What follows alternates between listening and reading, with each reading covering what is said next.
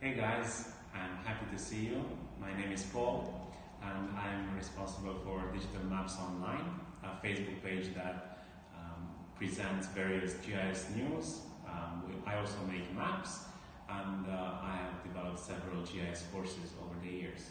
The page was founded in July 2014 and the courses that we've made are on using Python in ArcGIS, on using ArcGIS software for hydrology, as well as using QGIS software and remote sensing in QGIS. I have made a GIS survey where I have invited various GIS professionals to express their opinion regarding which courses they would like to see in the future.